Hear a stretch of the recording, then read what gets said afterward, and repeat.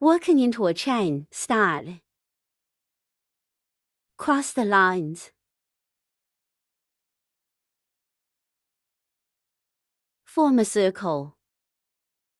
And put this thread through the middle of the circle. Pull this thread.